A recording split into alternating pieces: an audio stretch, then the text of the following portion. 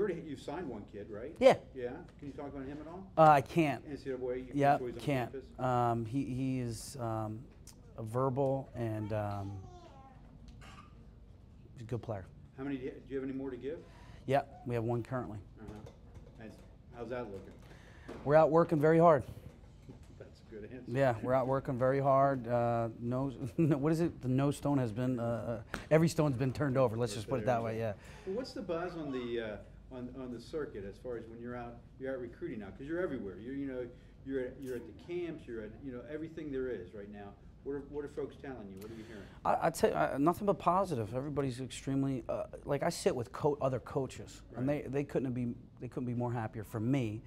But a ton of them said, I always thought that was a great job. I think that's a great job. Big Ten's a great conference. What a great league you're in.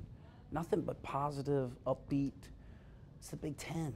Yes. I mean, it's got football. It's got the network. They're on the cutting edge of doing things differently. I mean, it's everything that you want, everything that I wanted. And I think it's the most well-run league out there. So I'm excited to be a part of it. Can you talk a little about BU, what you learned there? I mean, 2 years as head coach, your first 2 years. Major lessons you learned?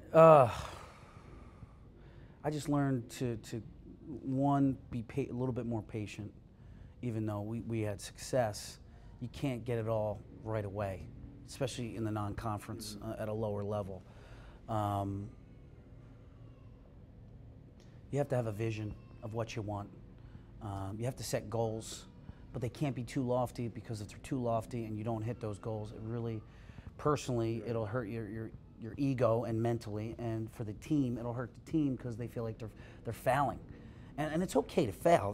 That's not a bad thing, but you also have to keep things in perspective. It really taught me that I am in charge. Leadership doesn't take a day off. It's 365, and people are going to need answers, and people are going to need guidance and direction, and you have to be on 365 days a year, and you got to be ready to make some hard decisions, hard ones. And I've made some difficult decisions, and I think for the most part, when I look back on those 2 years, I wouldn't have done anything differently. I'm really pleased with how everything turned out. Maybe a couple things here and there, basketball-wise, out of a timeout, a substitution here or there. Because in the off-season, what you like to do is you like to go back when you're not so attached to the games or the team and say, why did I do this? Why did I do? So it's not emotional. Yeah, you take the emotions. And there's probably the greatest thing that I learned. Can't make emotional decisions. You got to sit on something for 24 hours, really look at it from every angle, depending on what the decision is, and make a wise and very detailed and thought out response. That's a good lesson. That's a good lesson. Any tough decisions in the first 7 weeks here? I would not yet. Staff was important to me, and I think it all fell into place because of being patient. I like the guys that we have.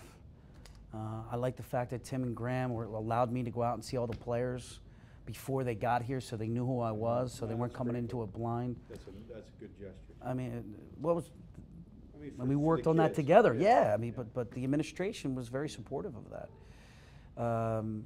But for the most part, I think there's been some bumps in the road, but nothing too crazy. Knock on wood. Yeah, I don't want to pin you down as far as a number, but for people who follow, I guess it's is there a parameter on how often you want to make this postseason? Is it fair to say every season? Is it fair to say every other season? Is it okay to say I'm greedy? I think it's great to hear you're greedy. I think there's 760,000 alumni. I would tell you, I've won in every chapter of my life, whether it be grade school, high school, college, being a businessman, when I was an assistant coach, when I was a head coach.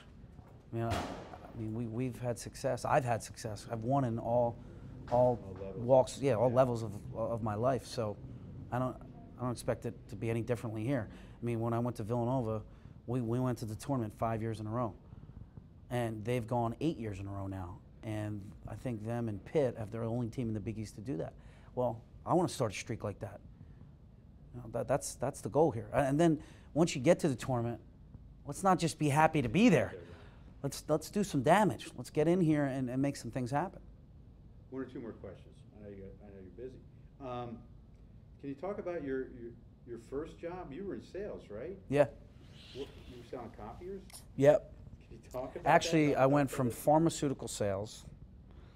The company got bought out, so.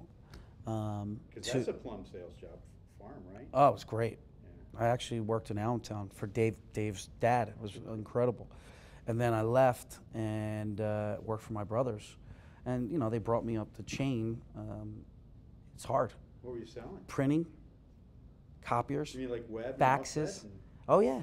Yeah. The magazines and all the newspapers, all that stuff. Those are thin margins. Brochures. Very thin margins. Very difficult because it's so cutthroat. And those 10 years taught me how to be organized, how to be detailed. It taught me work ethic. You know, you hear a lot of no's. Nobody realizes in recruiting you hear a ton of no's, and you can't let that affect you. You know, you just got to let it affect you. You can't. Yeah. You got to be like a relief pitcher in baseball. You throw that pitch, home run. You got, all right, give me the ball. Let's go. I got to throw the next pitch. What can you do? What can you do? But you have to keep working. And don't get me wrong. I'm sure it affected me through those 10 years, but it motivates me. It fuels, you know, it gets that fire inside a little bit.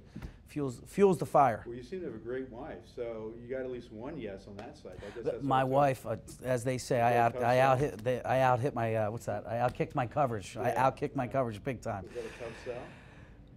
Well, you know, when we met, it was like we knew. And I don't know if you're married, but you just know. I don't know. People used to tell me that when you when you're dating, you're like, you'll just know. I'm like, what do you mean you just know? I just knew, and she just knew, and it just was great. It was great. My wife is, without question, the head associate coach. I mean, I know I have a head associate coach here, but she's phenomenal with the emotional part of it. She's phenomenal with the mental part of it. And she really helps me in every capacity. She might not be, you know, great with on-the-court basketball or X's and O's, but when it comes to relationships, phenomenal. And she's doing a great job with my kids, so win-win. There you go. I've heard glitches of the story, and I know you've told it probably 1,017 times. But when you were something in a neck, what happened there? Just got jumped. You know, I won't tell too much in detail, but wrong place, wrong time. Got jumped from behind and, you know, got stabbed, and in the back and across the front here, and I almost died. So I think that's why I don't need to sleep as much, and I'm really wake up with a sense of gratitude that I'm so excited to have a second chance. And that sticks with you, that feeling? Absolutely, every day. There's no question. And when come on, I mean, there's days where we have tough days. Come on. I mean, I'm not going to sit here and say I have great days every day, but for the most part, out of 300, you know, out of a year, I have good days. So Yeah, I have good days. Yeah. So I always say this is the greatest thing that ever happened to me, and I truly mean it, because I was headed down a path that obviously wasn't the right path, and I got completely derailed and knocked back. I can imagine. And yeah, it's crazy, and you know what? I just chose another path, and it was the right one, and I sit here today. Well, that's a good story. It's pretty amazing, actually. If you think about where I was when I was 31, now I'm 40. What's transpired in 9 years? So when you were 31, you were still in. I was just high school coach. High school coach. I became an owner of the company, and I was living a good life. I had a nice life. I read a quote where, like, it made an impression, I forget on who, but you show up for practice and you're in your tie and your starched shirt and you just come off the business side and. I literally jump out of the car and I'm like this with a tie on, or I probably take the tie off and I just jump right in. And so what was I the enjoyed decision that made you change your life that way? To follow my passion. You know, the money. I think money was driving me. I enjoyed the money. I enjoyed the social life that I was having and being able to do whatever I wanted, come and go as I please, and looking at my checking account and savings account, it was fun. But then I realized it's not about materialistic things. It's not about money. Follow your passion. And that's when I decided. My brothers thought I was crazy. I left the company, lived in the basement of one of my friends' houses, and gave up. I mean, I literally was making nothing. It was a humbling experience because, I like to shop, I like to buy nice clothes, I like to go out, I like to be, pay for people. That stuff was over. So what was your first job when you did that? director of ops. For Villanova? Yeah, and at the time, 9 years ago, it was really very poor pay, and considering what I was making. Right, sure. And so it was a little bit of a reality check, a little bit of an eye-opening experience. And I had difficult days that first year when I made that change, because I used to be the boss. I was the low man on the totem pole. Not only did I have Jay Wright as my boss, I had 3 assistants telling me what to do too. So it was a great challenge. But you know what? They always say, you know, someday if you work more hours than the money that you make, someday that'll turn around, and it has. That's a good line. 2 questions. One, you mentioned CEO, which I like that. I think that's good. Joe's CEO of a $70 million company. It's huge. Your CEO, I don't know, grosses like 7 or 8 million, maybe 9. The financial imperative, how much do you think of that in your role? Actually, I don't think of it the way you're saying it, but I do think of it overall as, okay, we really got to market. We got to put a great team on the floor. I really got to go out and be seen and give speeches, give lectures, reach out to the alumni, do community service. Charity is very important to me. I want to be seen. I want to be seen in the community. I want to do anything I can to help the basketball program and change the perception. The perception, for whatever reason, has been, in Philly, has been, oh, Penn State, it's really football. It has nothing to do with basketball. Basketball's kind of a hit or miss, which is not true. Not true at all. 2009, NIT. 2011, NCAA tournament. That's not hit or miss. That's pretty good. That's not bad at all. That's some winning right there. So I got to keep it at a high level. But I do, we do look at the budget. We do look at numbers. I do look at ticket sales. I do look at season ticket holders. We just had a meeting about that. I do want to generate more season ticket holders. I do want to generate a relationship with the students. That's why I have Twitter. 3,500 followers now, which is great. That's really good. It's good. And I want to have a connection with the students. So we're going to do some things to make sure that we have that.